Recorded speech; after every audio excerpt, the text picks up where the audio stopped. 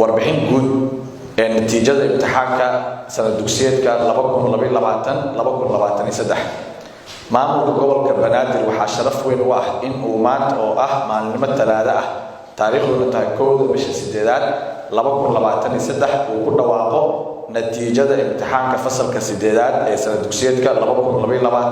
2022-2023 waa sanadkii afraad oo agaasinka waxbarashada maamulka gobolka Banaadir qaadayo imtixaanka shahaadiga ee dugsiga dhexe iyadoo uu jiro koror tirada ardayda ka qayb galaysa imtixaanka sanadba sanadka dambayso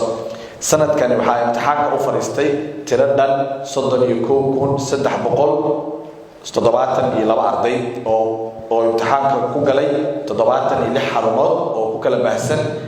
degmooyinka iyo deegaanada gobolka Banaadir natiijada imtixaanka fasalka 8 ee sanad dugsiyeedka 2023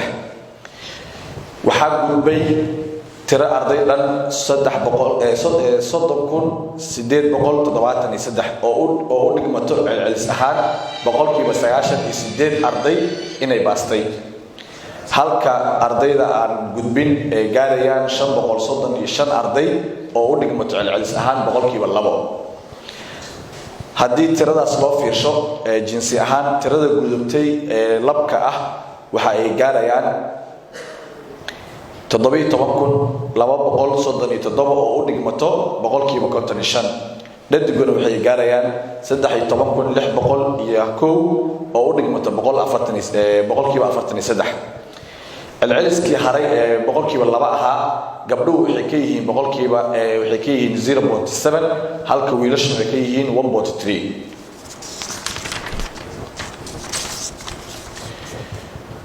tobanka kaalin ee ugu sareyso natiijada imtixaanka fasalka 8 ee sanad dugsiyeedka 2022-2023 ardayga kaalinta koowaad u galay gobolka Banaadir waxaa lagu magacaabaa Yacquub Maxamed Cadde Maxamed oo dhigto dugsiga Imaam Maalik wuxuu ku baasay celcelis ahaan boqolkiiba 97.5 ardayga labaad Maxamed Cusmaan Cabdi Macow Imaam Maalik Oodweyne wuxuu ku baasay boqolkiiba 96.5 ardayga saddexaad oo gabar ah waxaa la yiraahdaa magaceeda Amal Cabduqaadir Maxamuud Kaahiye waxay dhigataa iskuulka Miima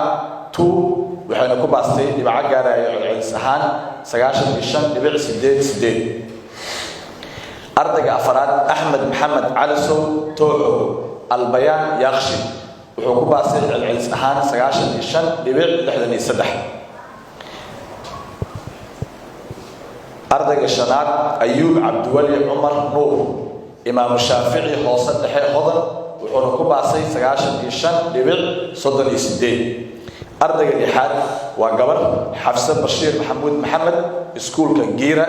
dhibcaha celceliska ku baastay waa 95.25 kaalinta toddobaad waxaa wada galay 3 arday ardayga koowaad wuxuu noqonayaa Cali Cumar Cali Faqay Jaabir bin Xayaan 2 waa dugsigiisa wuxuu ku baasay darajada 95.13 waxaa isla kaalintaas la galay oo toddobaad Mustafa Salaad Cabdulle Xuseen Daynile dhibcahana waa 95.13 waxaa isla kaalintaas toddobaad la galay arday saddexaad oo magaciisa la yiraahdo Abuukar Maxamed Faarax Cali Zubayr waa dugsiga dhibcuhu waa 95.13 celcelis ahaan ardayga kaalinta sideed galay oo gabar ah Asmaa Xasan Aadam Diiriye Taysiir International School dhibcuhu ay ku celcelis ahaan ku baastay waa 94.88 ardayga kaalinta sagaalaad galay